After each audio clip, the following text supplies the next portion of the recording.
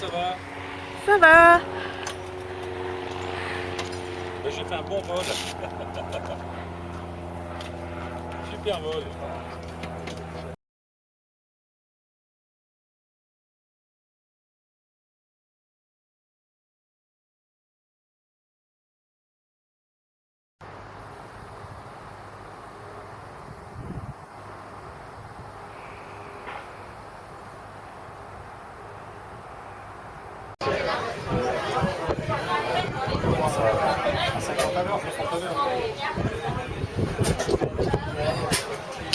Vous êtes basé où? À Bourg là, ou à...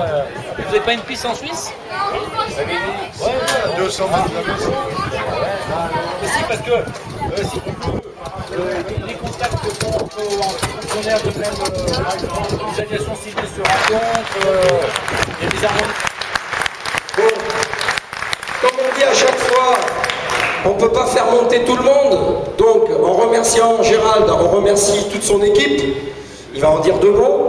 Et donc, pour inaugurer ce Tour ULM 2012, je vais lui passer la parole et ensuite, il passera la parole aux élus ou aux responsables grâce à qui ce terrain vit.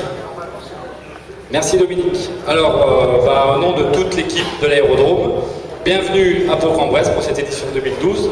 On est très fiers de tous vous recevoir chez nous à Bourg-en-Bresse et voir ce hangar rempli de copains pour certains et de nouvelles têtes pour d'autres, c'est vraiment un grand moment de bonheur. J'ai l'habitude de dire le vol est une chance et voler tous ensemble, c'est vraiment une chance. Voilà. Donc faites un beau tour, on va tous en profiter et merci d'être là si nombreux à Bourg-en-Bresse.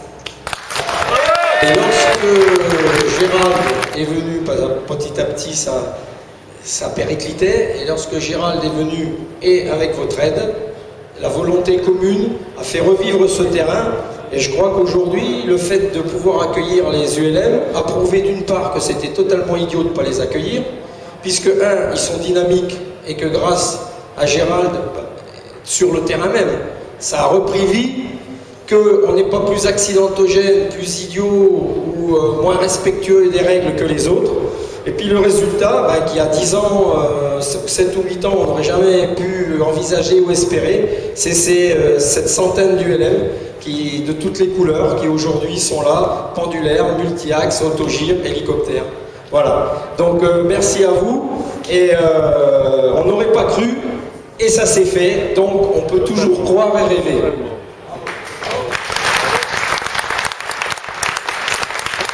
Le premier à lever les roues, je vous ai fait signe, vous pouvez y aller, ok? Aussi simple que ça évite d'avoir 600 communications radio. Pour le truc. Bon, vous allez décoller ici, faites votre petite affaire. Rappelez-vous que si c'est un peu lent en mettant en vitesse, vous calculez toujours une petite assiette sur l'horizon, prenez la vitesse, et dès que vous sentez bien, vous commencez votre virage. Il y a des villages dans le coin, en particulier ceux qui sont de l'autre côté de l'autoroute, qui sont sensibles à vos aéronefs, donc vous les évitez.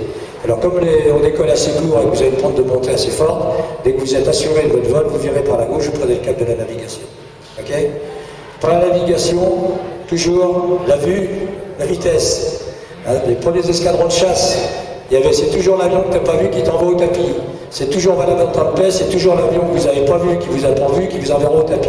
Ça veut dire que, comme disait mon camarade de sécurité des vols, vous balayez devant vous, un petit coup à gauche, un petit coup à droite. Et c'est vrai que l'élément le plus dangereux, c'est quand vous êtes un relèvement constant sur un avion. Vous ne vous rendez pas compte de la vitesse de rapprochement. Donc vous regardez tout le temps, tout le temps. On a un problème maintenant, c'est qu'on a tous des beaux GPS et qu'on a sans cesse la gueule dedans. Donc profitez du paysage, regardez dehors. Et regardez dehors. En plus, on va être nombreux, on va être dans le même volume, pratiquement sur 150 km. Donc vous regardez dehors, la première chose c'est devant vous, au-dessus, en dessous, sur les côtés. et un petit peu de temps en temps au-dessus. Si vous faites demi-tour, parce que vous tombez sur une mauvaise météo, la visite devient mauvaise, rappelez-vous que faites demi-tour très tôt, mais pensez qu'il y a des copains derrière. Ok? Donc vous assurez toute antécolision de bombe.